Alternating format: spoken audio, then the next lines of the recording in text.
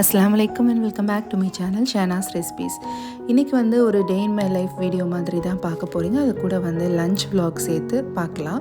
வாங்க வீடியோக்குள்ளே போகலாம். ஃபஸ்ட்டு மார்னிங் வந்து பாப்பாவுக்கு வந்து சத்து மாவு கஞ்சி தான் நான் ரெடி பண்ணி கொடுப்பேன். இன்றைக்கி வந்து கேழ்வரகு கஞ்சி வந்து ரெடி பண்ணி கொடுக்குறேன். பாப்பா வந்து பால் வந்து நிறைய சாப்பிட மாட்டாங்க. ஸோ அதனால் அவங்களுக்கு மார்னிங் எழுந்தோடனே இந்த மாதிரி 3 வகையாக வந்து கஞ்சி வந்து செய்கிறதுக்காக நான் பவுடர் வந்து ப்ரிப்பேர் பண்ணி வச்சுருப்பேன். ஒன்று வந்து பார்த்திங்கன்னா 13 வகையான தானியங்கள் இதெல்லாம் சேர்த்து நான் ஒரு பவுடர் பண்ணி வச்சுருக்கேன். இன்னொன்று வந்து பார்த்திங்கன்னா முளைக்கட்டிய கேழ்வரகு இல்லையா, ராகி, அதை வந்து நல்லா அரைச்சி ஃபைனாக பவுடர் பண்ணி வச்சுருப்பேன். 3வது வந்து பார்த்திங்கன்னா ஹோம்மேட் செர்லாக் அப்படின்னு சொல்லிட்டு நான் ரெடி பண்ணி வச்சுருப்பேன். மக்கானா, போஹா, அப்புறம் ஓட்ஸ் எல்லாம் சேர்த்து ட்ரை ஃப்ரூட்ஸ் எல்லாம். ஸோ அதோட வீடியோ வந்து பார்த்திங்கன்னா ஷார்ட்ஸில் இருக்குது. நான் வேணாலும் டிஸ்கிரிப்ஷனில் லிங்க் வைக்கிறேன், செக் பண்ணி பாருங்கள். அன்றைக்கி வந்து பார்த்திங்கன்னா பாப்பாவுக்கு கேழ்வரகு கஞ்சி தான் செஞ்சிருந்தேன் இல்லையா. அதில் வந்து டேஸ்ட்டுக்காக கொஞ்சமாக வீட்டில் உருக்குன நெய்யும் நாட்டு சர்க்கரையும் சேர்த்து அவங்களுக்கு வந்து மார்னிங் வந்து கொடுத்துருவேன். ஒரு நாள் இன்றைக்கி கேழ்வரகு அப்படின்னா நாளைக்கு வந்து அந்த மாதிரி மாற்றி மாற்றி ஆல்டர்னேட்டிவ் டேஸில் கொடுத்துட்டே இருப்பேன் நான். ஸோ அவங்களுக்கு போரும் அடிக்காது, குழந்தைங்களுக்கு ஹெல்த்தியாகவும் இருந்தும். வெறும் பால் மட்டும் கொடுக்குறதுனால குழந்தைங்களுக்கு வந்து எல்லா சத்தும் கிடைச்சிருமா அப்படின்னா கண்டிப்பாக கிடையாது. ஸோ இந்த மாதிரி கூட நீங்கள் ட்ரை பண்ணலாம். என்னோடய பாப்பாவுக்கு இது பிடிக்கும்.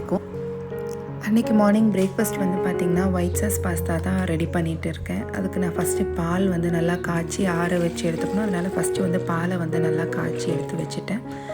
நெக்ஸ்ட்டு வந்து ஒரு கடாயில் வந்து தண்ணி தேவையான அளவு சேர்த்துட்டு உப்பு, அதுக்கப்புறம் ஆயில் வந்து 1 டீஸ்பூன் சேர்த்து அதை நல்லா கொதிச்சதுக்கப்புறமா நம்ம எடுத்து வச்சுருக்க பாஸ்தாவை இது கூட சேர்த்து நல்லா வேக வச்சு எடுத்து வச்சுக்கணும். அப்புறமா ஒரு பேனில் வந்து பார்த்திங்கன்னா ஆயில், ஆனியன், அப்புறம் கேப்சிகம் இதெல்லாம் சேர்த்து நல்லா வதக்கணும். வதக்கி இது வந்து கொஞ்சம் டிரான்ஸ்பரண்ட் ஆகிறப்போ எடுத்து தனியாக வச்சிடணும்.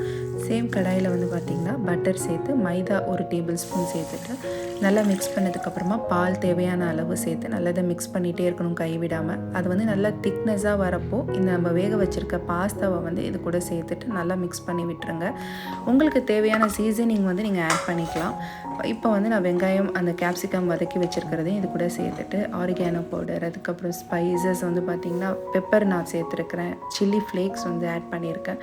சால்ட் வந்து சால்ட் உங்களுக்கு தகுந்த மாதிரி நீங்கள் ஆட் பண்ணிக்கோங்க. ஃபைனலாக வந்து பார்த்திங்கன்னா இது கூட வந்து சீஸ் வந்து நல்லா வந்து ஷ்ரெட் பண்ணி விட்டுட்டு இதை ஒரு 5 மினிட்ஸ்க்கு வந்து பார்த்திங்கன்னா க்ளோஸ் பண்ணி வச்சுருங்க. நீங்கள் சாப்பிட்றப்போ எடுத்து சர்வ் பண்ணிங்கன்னா ரொம்ப டேஸ்ட்டாக இருக்கும், நல்ல க்ரீமியாகவும் இருக்கும். ரொம்ப சிம்பிளாகவும் இது ரெடி பண்ணிடலாம். என்னோடய பாப்பாவுக்கு தனியாகவே நான் இட்லி வேக வச்சு கொடுத்துருவேன். நான் ஒயிட் சாஸ் பாஸ்தா இந்த மாதிரி மைதா ஐட்டம்ஸ் எதுவுமே நான் பாப்பாவுக்கு வந்து கொடுக்க மாட்டேன். அவங்களுக்கு இட்லி கொடுத்துட்டேன். பிரேக்ஃபாஸ்ட் முடித்தோன்னே லஞ்சுக்கு வந்து ஹஸ்பண்ட் விரால் மீனும் நண்டும் வாங்கிட்டு வந்திருந்தாங்க.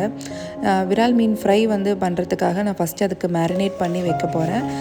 முன்னாடியே நம்ம மேரினேட் பண்ணி ஃபஸ்ட்டு வச்சுட்டோம் அப்படின்னா சாப்பிட்றப்போ ஃப்ரை பண்ணும்போது மசாலா எல்லாம் ஏறி நல்லா டேஸ்ட்டாக இருக்கும். இதுக்கு எந்த மசாலா எக்ஸ்ட்ரா போடலை, வெறும் மஞ்சள் பொடி, மிளகாய் பொடி, உப்பு, புளிக்கரைசல் சேர்த்துருக்கேன். நீங்கள் லெமன் கூட சேர்த்துக்கலாம். நெக்ஸ்ட்டு வந்து மீன் குழம்பு வந்து செஞ்சு ஃபஸ்ட்டு வச்சிட்டோம் அப்படின்னா நல்லா புளி மசாலா எல்லாம் மீன் குழம்புல ஏறி நல்லா டேஸ்ட்டாக இருக்கும். அதுக்கு வந்து பார்த்திங்கன்னா நான் எப்போவுமே இந்த மாதிரி கூட்டி தான் செய்வேன். இதோட ரெசிபி வந்து ஆல்ரெடி நம்ம சேனலில் இருக்குது. நான் லிங்க் வேணால் டிஸ்கிரிப்ஷனில் வைக்கிறேன், நீங்கள் வந்து செக் பண்ணி பாருங்கள். இந்த மீன் குழம்பு வந்து ரொம்ப ஈஸியாக ப்ரிப்பேர் பண்ணிடலாம். குழம்பு கொதிச்சு வரட்டும், அதுக்குள்ளே நம்ம நண்டுக்கான ப்ரிப்பரேஷன்ஸ் பார்த்துடலாம். ஒரு கடாயில் வந்து தேவையான அளவு எண்ணெய் விட்டு சோம்பு ஆட் பண்ணிக்கோங்க. சோம்பு நல்லா பொரிஞ்சதுக்கப்புறமா நம்ம இன்றைக்கி வந்து 1 கிலோ வந்து நண்டு வந்து நல்லா க்ளீன் பண்ணி எடுத்து வச்சுருக்கேன். இதுக்கு வந்து பார்த்திங்கன்னா ஒரு 4 பெரிய வெங்காயம் வந்து கட் பண்ணி வச்சுருக்கேன். அதை வந்து இந்த கடாயில் சேர்த்துட்டு 2 பச்சை மிளகாய், கல்லுப்பு சேர்த்து இதை நல்லா வந்து வதக்கிக்கோங்க. வெங்காயம் வந்து பார்த்திங்கன்னா இதுக்கு நல்லா சாஃப்டாக வதங்கி நமக்கு கிடைக்கணும். இப்போ வந்து பார்த்திங்கன்னா குழம்பு கொதிச்சிட்ருக்கிறப்போ நான் மாங்காய் வந்து இது கூட சேர்த்து இதை ஒரு 2 மினிட்ஸ் கொதிக்க வைக்கிறேன். இது கூட வந்து 2வது தேங்காய் பால் வந்து சேர்த்து நல்லா கலந்து விட்டு இதை மூடி போட்டு ஒரு 5 மினிட்ஸ் மட்டும் குக் பண்ணிக்கலாம். இப்போ வெங்காயம் வந்து நல்லா வதங்கினதுக்கப்புறமா இது கூட நாட்டு தக்காளி ஒரு 2 சேர்த்து நல்லா இதை வந்து மிக்ஸ் பண்ணி இது தக்காளி நல்லா சாஃப்டாக குக் ஆகிற வரைக்கும் நம்ம வெயிட் பண்ணலாம். இப்போது குழம்பு வந்து நல்லா கொதிச்சிருச்சு. இப்போ நான் வந்து மீன் துண்டுகளை வந்து இது கூட ஆட் பண்ணிவிட்டு இதை நல்லா கலந்து விட்டுருக்கிறேன்.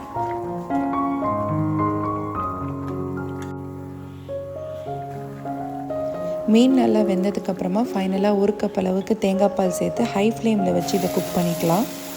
இப்போ வந்து இது கூட மசாலா வந்து நண்டுக்கு சேர்த்துடலாம். மிளகாய்த்தூள், மஞ்சள் பொடி, ஜீரகப்பொடி, அப்புறம் தனியா பொடி சேர்த்து இது எல்லாத்தையும் நல்லா வந்து மசாலாவுடைய பச்சை வாசனை போகிற வரைக்கும் நம்ம இதை வந்து ஸ்லோ மீடியம் ஃப்ளேமில் வச்சு குக் பண்ணிக்கலாம்.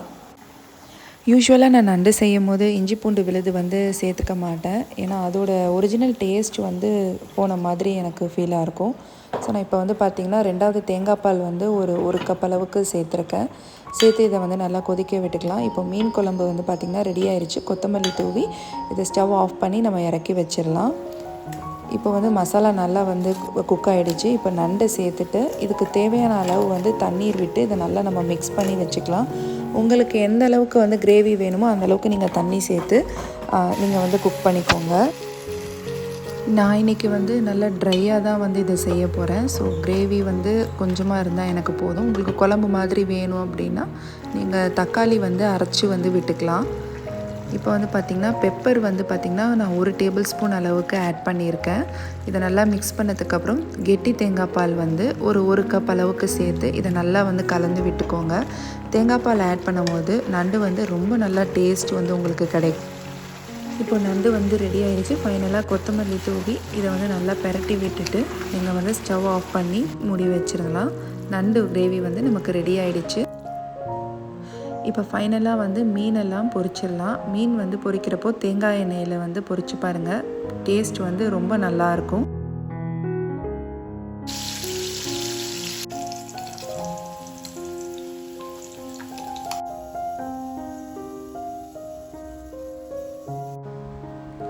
சாதம் வந்து நான் ரைஸ் குக்கரில் வச்சுட்டேன். இப்போ வந்து எல்லா வேலையும் முடிஞ்சிருச்சு. நம்ம வந்து லஞ்ச் சாப்பிட்டுட்டு பாப்பாவுக்கும் நாங்கள் சாப்பாடு ஊட்டி விட்டுட்டு பாப்பா கொஞ்சம் நேரம் வந்து விளையாடிட்டு இருந்தாங்க. கொஞ்சம் நேரம் அவங்க அப்பா கூட வந்து நல்லா விளையாடிட்டு டைம் ஸ்பெண்ட் பண்ணிகிட்டு இருந்தாங்க. நான் தான் பாப்பாவா தெரிஞ்சிச்சு அவனுக்கு? என்னடி தங்கம்? ஜாரியா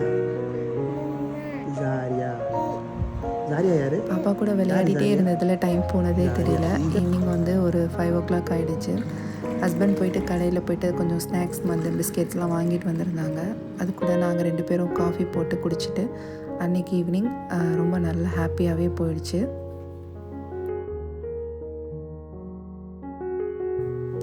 தென் பாப்பா கொஞ்சம் நேரம் தூங்கி எழுந்ததுக்கப்புறம் அவங்கள குட்டி ட்ரைவ் மாதிரி வெளியில் கூட்டிகிட்டு போயிட்டு நைட்டு டின்னர் எல்லாம் பண்ணிவிட்டு நைட்டு வீட்டுக்கு வந்துட்டோம். ஸோ அவ்வளோதான் என்னுடைய டே இன் மை லைஃப் vlog வந்து உங்களுக்கு பிடிச்சிருக்கு அப்படின்னா லைக் பண்ணுங்கள், கமெண்ட் பண்ணுங்கள், உங்கள் ஃப்ரெண்ட்ஸ் அண்ட் ஃபேமிலி கூட ஷேர் பண்ணிக்கோங்க. இந்த மாதிரி வீடியோஸ் வந்து நான் போஸ்ட் பண்ணணும்னு நினச்சிங்கன்னா ப்ளீஸ் கமெண்ட் செக்ஷனில் கமெண்ட் பண்ணுங்கள். கண்டிப்பாக நான் போஸ்ட் பண்ணுறேன். இல்லை ரெசிபி வீடியோ வேணும் அப்படின்னாலும் நீங்கள் என்ன ரெசிபின்னு கமெண்ட் பண்ணுங்கள். நான் கண்டிப்பாக ஷேர் பண்ணுறேன். தேங்க்யூ.